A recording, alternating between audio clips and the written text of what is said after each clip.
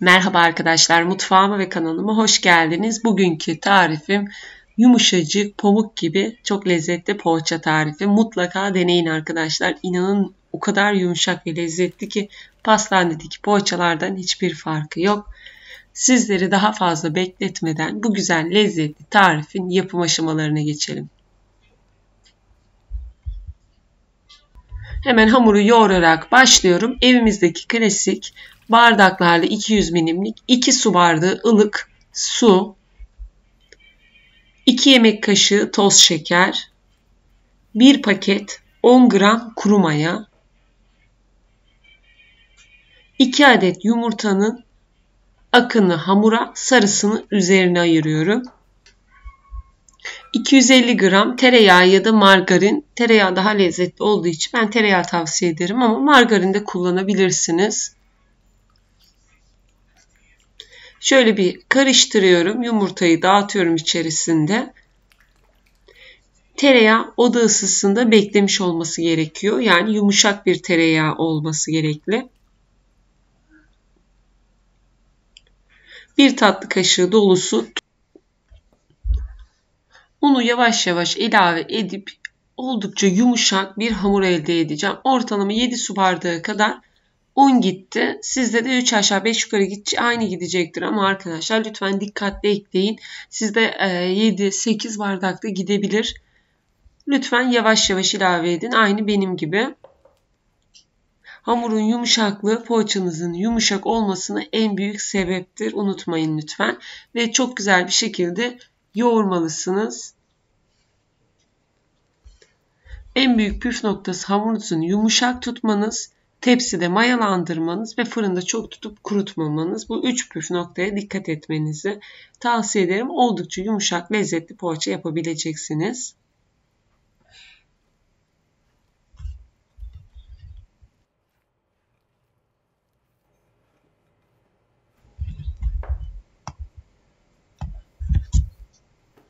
Hamuru biraz toparladıktan sonra şöyle masamın üzerinde 2 dakika boyunca böyle hafif elime yapıştığını gördükçe un serpiyorum. Çok fazla değil, çok hafif un serpiyoruz. Gördüğünüz gibi oldukça yumuşak bir hamur. Buna un kattığım sürece alacaktır. Lütfen sizler çok fazla un katmayın.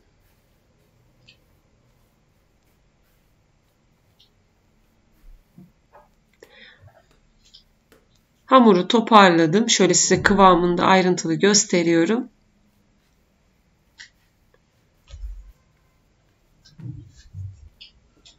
Tekrar hamuru yoğurduğum kabın içine alıyorum. Bir miktar şöyle un serpip yarım saat 45 dakika havanın sıcaklığına göre değişecektir. Üzerini örtüp dinlendiriyorum.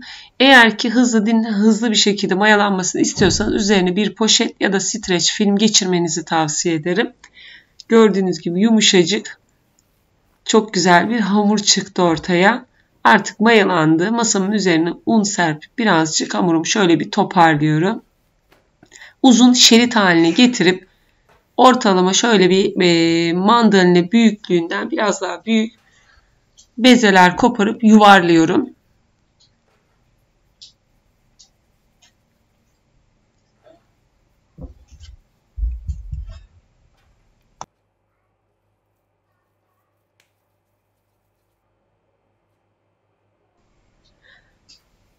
Sonuncu bezemi de bırakıp tam 20 tane poğaça hazırladım arkadaşlar. Hamur çıktı.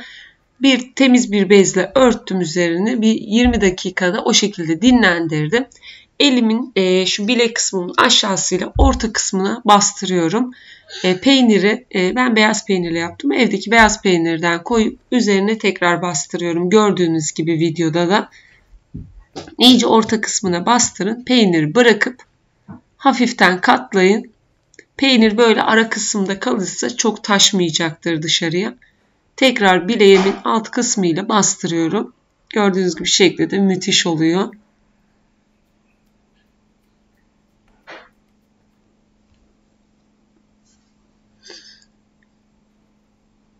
Oldukça pratik, kolay ama bir o kadar da lezzetli bir poğaça oluyor. Ben de denediğim ikinciye deniyorum. Gerçekten çok güzel. Eğer tereyağım yok, çok pahalı falan diye düşünürseniz margarin de kullanabilirsiniz.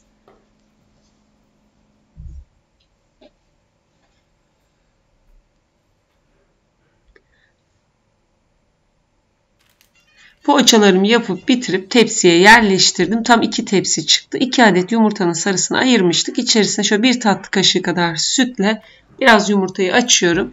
Çırpıp üzerine süreceğim.